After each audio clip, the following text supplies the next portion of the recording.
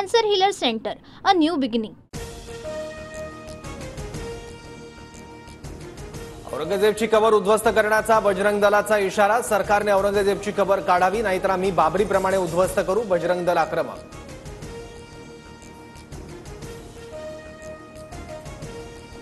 छत्रपती संभाजीनगरमधील औरंगजेबच्या कबरीच्या सुरक्षेत वाढ। एक एसआरपीएफची तुकडी आणि 2 पोलीस अधिकारी तैनात।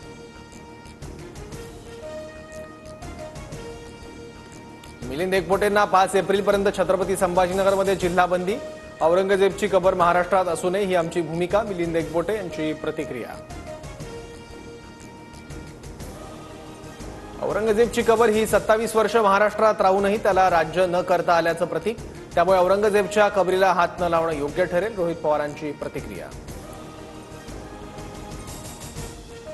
औरंगजेबची कबर सजवण्याची आवश्यकता काय? लोकांनी नाकारलेली अफजल खान औरंगजेबची कबर नष्ट करणार।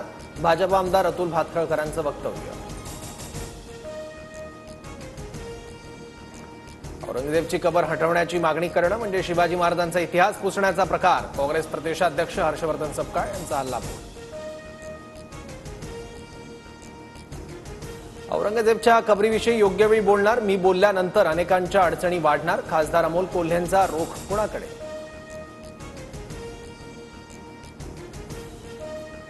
महापुरुषांविरोधात बोलणाऱ्यांवर कठोर कारवाईची गरज। आम्ही शिवराय संभाजी महाराजांबद्दल कधी वाईट बोललो नाही। आमदार अबू आझमी यांचं वक्तव्य।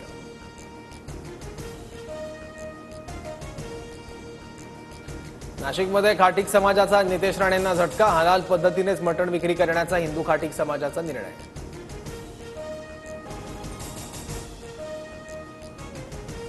फास्टॅग सक्तीच्या निर्णयाला आव्हान देणारी जनहित याचिका उच्च न्यायालयाने फेटाळली।